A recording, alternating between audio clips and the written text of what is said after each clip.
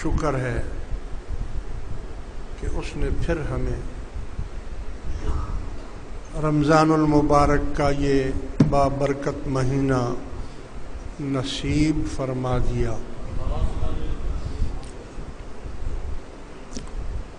عزیز دوستو، رمضان اللہ کا مہینہ ہے، شعبان رسول اللہ کا مہینہ ہے، اور رجب حضور کی امت کا مہینہ ہے۔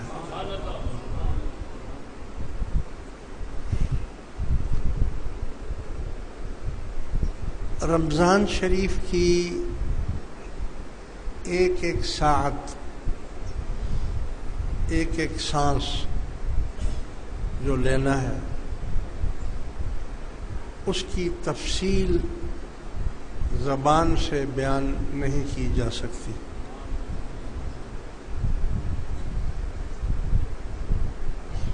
اتنا سمجھ لیں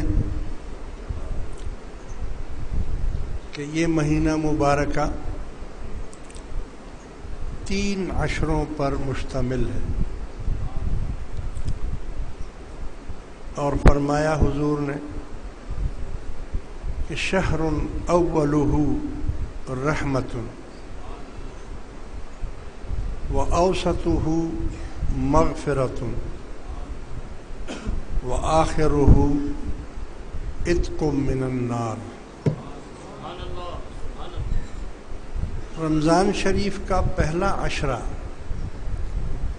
اللہ کی رحمتوں سے بھرپور ہے، اور رمضان کا دوسرا عشرہ مغفرت ہی مغفرت ہے، یعنی اللہ تعالی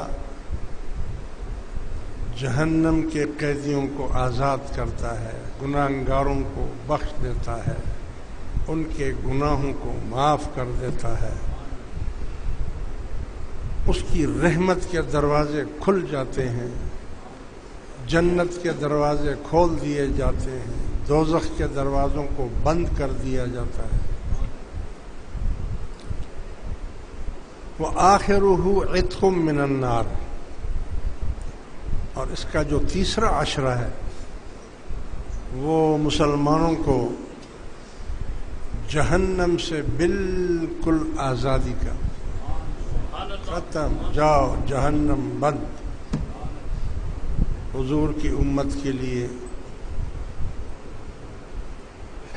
جہنم سے آزادی کا اعلان کر دیا جاتا ہے۔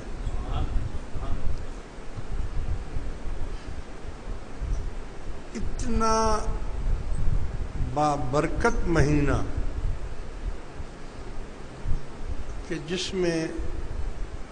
رسول اللہ صلی اللہ علیہ وسلم نے ایک مرتبہ مسجد میں منبر شریف پر چڑھنے لگے، جب پہلی پوڑی پر پاؤں رکھا تو فرمایا آمین، جب دوسری پوڑی پر پاؤں رکھا تو فرمایا آمین، تیسری پوڑی پر پاؤں رکھا تو فرمایا آمین۔ خطبے سے فارغ ہو کر صحابہ کرام نے پوچھا کہ حضور، آمین تو تب کہتے ہیں جب کوئی دعا کرتا ہے تو اگلا اس پر آمین کہتا ہے، آپ نے 3 مرتبہ آمین آمین کہا، اس کی کیا وجہ ہے؟ فرمایا جب میں منبر پر چڑھنے لگا تو جبرائیل علیہ السلام آ گئے اور مجھ سے عرض کیا کہ حضور، جس کو رمضان شریف کا مہینہ مل جائے اور پھر بھی اس کی مغفرت نہ ہو، بخشش نہ ہو، بخشش سے مراد یہ ہے کہ اس کی تعظیم نہ کرے، روزے نہ رکھے، نماز نہ پڑھے، گناہ کبیرہ کرتا رہے، تو پھر رمضان کے ہوتے ہوئے اس کی اگر مغفرت نہ ہو تو ہلاک ہو جائے وہ شخص، بربادی ہو گئی اس کی۔ میں نے کہا کہ آمین۔ جب میں نے دوسری پوڑی پر پاؤں رکھا تو جبرائیل علیہ السلام نے فرمایا کہ حضور آپ کی امت میں اگر کسی کے گھر میں ایک یا دو یا اس سے زیادہ بڑے ہوں، بزرگ ہوں، یعنی یا ماں باپ، اگر ماں باپ نہیں ہے تو چچا ہوگا، اگر چچا نہیں ہے تو بڑا بھائی ہوگا، اگر بڑا بھائی نہیں ہے تو ساس اور سسر ہوگا، یعنی دو بڑوں کے ہوتے ہوئے بھی اگر اس شخص کی بخشش نہ ہو وہ بھی ہلاک ہو جائے۔ مقصد کیا ہے کہ جو دو بڑے بزرگ ہوں گے یہ شخص ان کی خدمت کرے گا، ان کی خدمت کے لیے کمر بستہ رہے گا، ان کی ہر بات کو برداشت کرے گا، کیونکہ جب عمر بڑی ہو جاتی ہے تو اس کی مثال بچے کی ہو جاتی ہے، ایسا بچہ ہوتا ہے۔ بڑی عمر ہونے کے بعد اس کا دماغ بھی اتنا کام نہیں کرتا، ہو سکتا ہے آپ اس کی خدمت کرتے جائیں وہ آپ کو گالیاں دیتا جائے، ہو سکتا ہے کہ آپ اس کی خدمت کریں وہ آپ کو بد دعائیں دیتا ہو، ایسا ہے اکثر، کئی جگہ ایسا ہے۔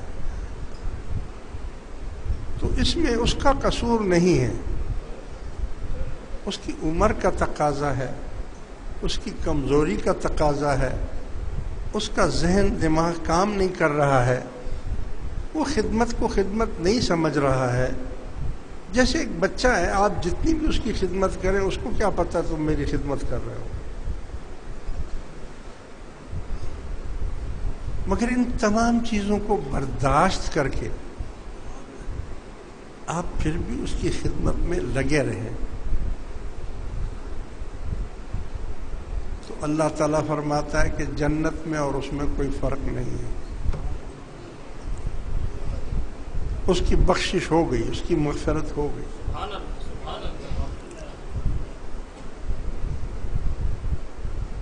جب میں نے تیسری پوڑی پر پاؤں رکھا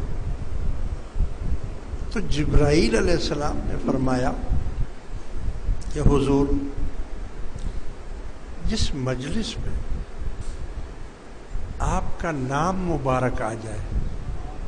اسم مبارک آ جائے اور وہ آپ پر درود نہ بھیجیں وہ بھی ہلاک ہو گیا، وہ بھی ہلاک ہو جائے۔ میں نے کہا کہ آمین۔ یعنی اللہ تبارک و تعالی نے رسول اللہ صلی اللہ علیہ وسلم کے نام مبارک میں یہ تاثیر رکھی ہے کہ اگر حضور کا نام کوئی پڑھے یا سنے تو فوراً اس کو درود شریف پڑھنا چاہیے، زیادہ نہیں، بڑا درود نہیں پڑھ سکتا، صلی اللہ علی حبیبہ محمد وآلہ وسلم یا صلی اللہ علیہ وآلہ وسلم، یہ کہنا ہر امتی کے اوپر یہ بات فرض ہے۔ عزیز دوستو، قرآن کریم میں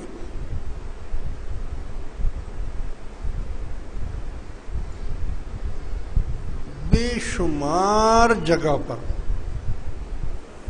اللہ تبارک و تعالی نے تقوی کا ذکر کیا ہے. تقوی. آپ کتنا ہی عمل کر لیں،